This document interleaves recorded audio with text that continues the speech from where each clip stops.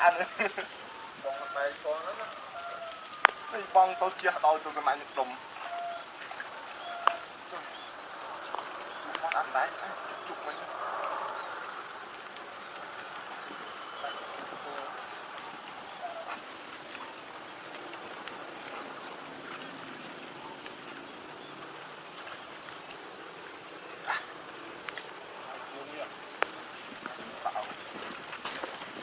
Lâu tiền đó. Bông đã bay rồi.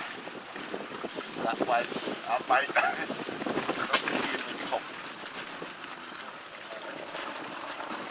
Cái bay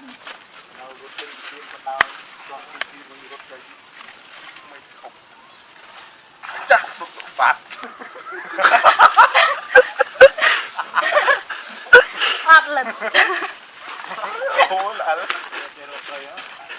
chưa chăm mấy chỗ là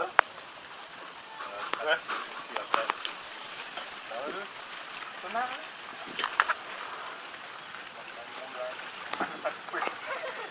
trong quá là mũi trong mà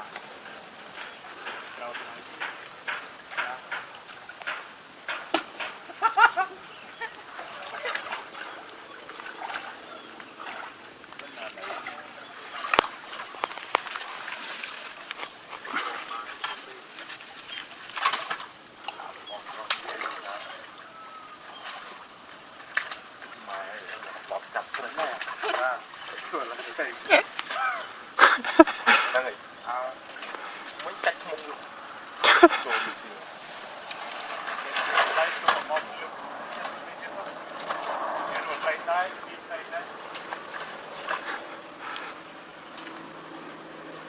đây chuột ngon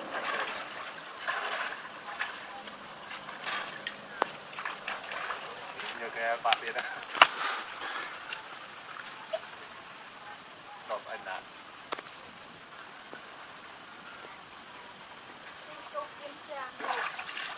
wow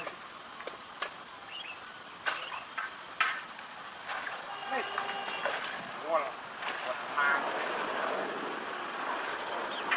cho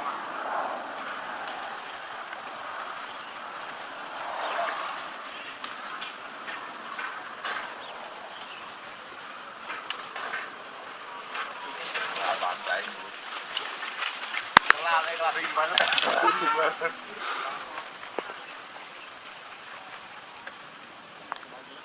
bảy bằng bảy chứ việc trường thành lạnh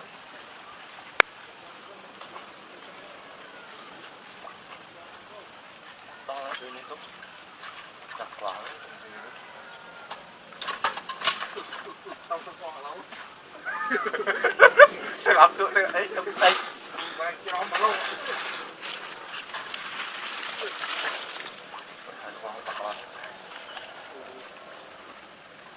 Lô môn không họ bị khả năng thôi.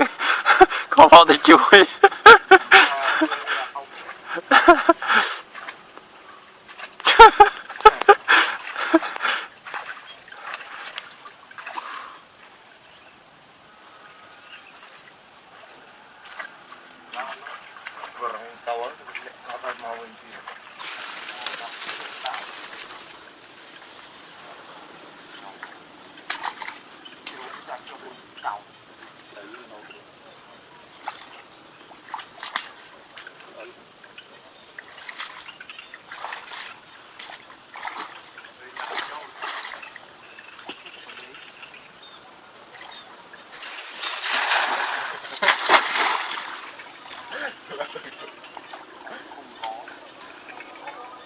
con quay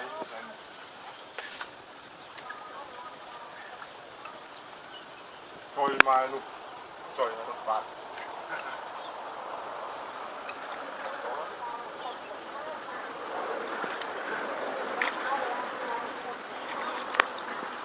không à thật cá một con bún luôn không à cho nó triệt đây tiếc triệt không đâu này tí triều tôi nhận nó đấy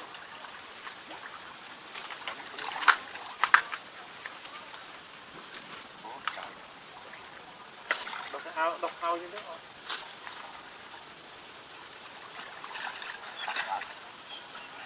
Dạ, tôi đi cái trâu chết đó là Tao giờ đó là tao đuôi.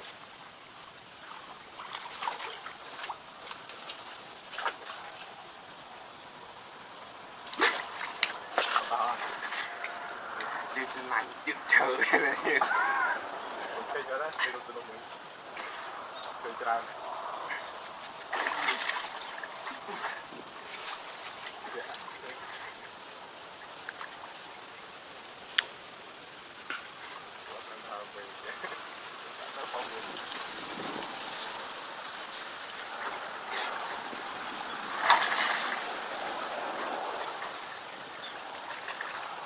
Ủa vào đó luôn. Trong trip coi.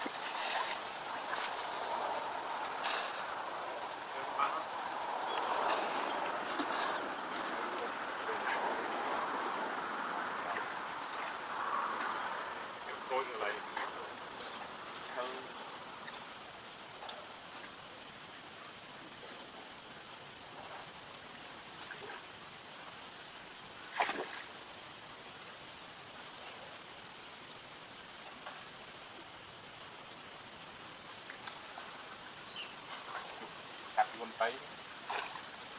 Cắt con tay. Năng phi nào biết. Có phi này.